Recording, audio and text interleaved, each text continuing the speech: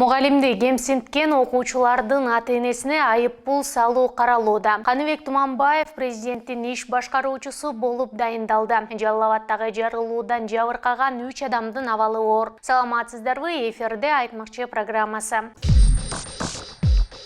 Мугалимди кемсинткен, шылдыңдап мазактаган жана кордогон учурда окуучунун ата-энесине же аларга жооптуу адамдарга карата чара көрүү сунушталууда.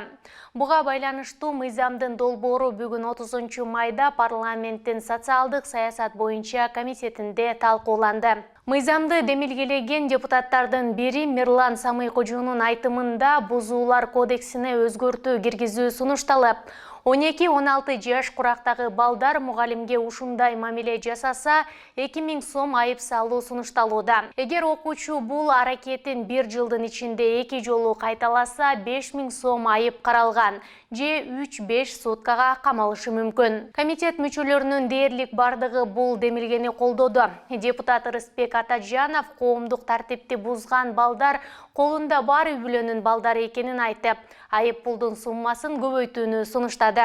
Мирлан Самыйкожу айрым үй-бүлөгө 2000 сом чоң акча экенин, тартип бузгандардын көбү эле бардар үй-бүлөдөн чыкпаганын, ата-эне мээримин көрбөгөндөр ызасын мугалимден чыгарып жатканын белгиледи. 25 майда Сузак районунун Сафаровка айылындагы Бөкөнбаев атындагы мектепте сабак учурунда мугалимдин окуучуну сабаган видеосу интернетке тараган. Бул окуя боюнча териштирүү иштери жүрүп, кийин окуучуну сабаган мугалимдин жумуштан кетүү тууралуу арызы канааттандырылган жок. Коомдо кызуу талаш-талкуу жүрүп, социалдык тармактарда бири мугалимди, экинчиси окуучуну колдогон пикирлер айтылды.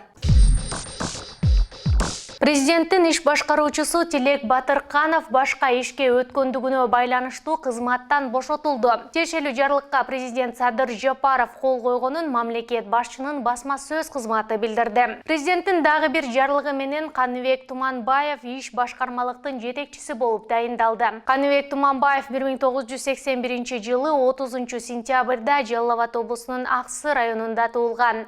Жалал Абадтагы Таш көмүр инженерия педагогикалык институтун аяктаган. 2018 жылга чейин Марс телерадио компаниясынын негиздөөчүсү болгон. 2015 жылы КСДП партиясынан парламенттик шайлоого талапкер болгон. Ал эми 2020 жылы Биримдик партиясынын катарында шайлоого аттанган. Жалал Абад шаарындагы темирди кайра иштетүүчү заводдун меши жарылып 7 адам жараат алды.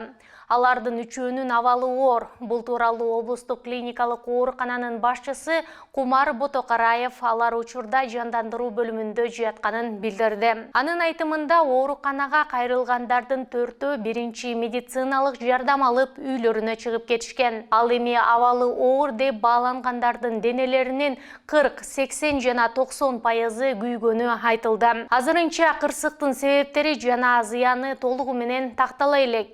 Жалал Абад шаарындагы Кыргыз-Кытай биргелешкен темирди кайра иштетүүчү заводду жергиликтүү бийлик бош турган ишкананы өндүрүш базасы менен камсыз кылып, Кытай инвестору 114 миллион сом инвестиция салган. Анда учурда 65 адам иштейт. Ушул жана башка жаңылыктарды кененирээк Бизон KGZ сайтынан окуй аласыздар.